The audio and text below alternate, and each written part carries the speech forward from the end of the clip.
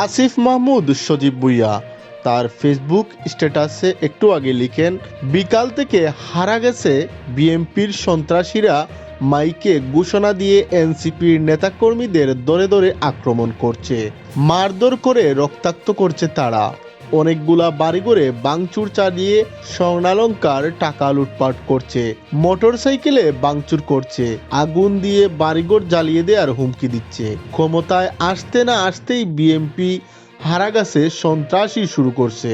এবং আরেকটা স্ট্যাটাসে তিনি লিখেন, সারা দেশে বিভিন্ন স্থানে এনসিপি এবং 11 দলীয় জোটের নেতাকর্মীদের উপর হামলা করা হচ্ছে, তাদের বাড়িঘর ও পরিবার হুমকির সম্মুখীন।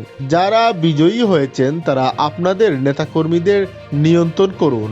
গণতান্ত্রিক উত্তরণের শুরুটাই যদি বিরোধী দল ও মতের মানুষদের নিপীড়নের মধ্যে দিয়ে হয়, তা আমাদের জন্য লজ্জাজনক হবে। জরুরি সিচুয়েশনে আপনাদের সাথে লাইভে আসতে হলো, লাইভে কথা বলতে হচ্ছে।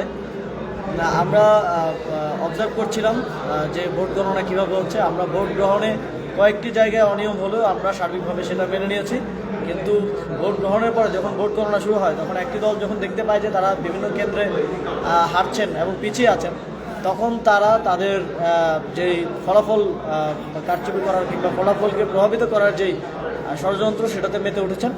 আমরা ইতিমধ্যে দেখেছি খুবই লজ্জাজনকভাবে বিএনপির প্রার্থী মির্জা আব্বাসের স্ত্রী, তিনি সরাসরি একটা কেন্দ্রে দাঁড়িয়ে ভোট গণনা দেখছেন। পরবর্তীতে আমরা খোঁজ নিয়ে জানতে পেরেছি যে সেই কেন্দ্রে মির্জা আব্বাস বিপুল ভোটে পিছিয়ে থাকায় সেখানে তিনি 7 বার ভোট কাউন্ট করিয়েছেন। তিনি সেখানে উপস্থিত থেকে 7 বার ভোট কাউন্ট করিয়েছেন যাতে মির্জা আব্বাসকে বিজয়ী ঘোষণা করা যায় কিংবা তার তিনি এগিয়ে আছেন সেরকমটা দেখানো যায়।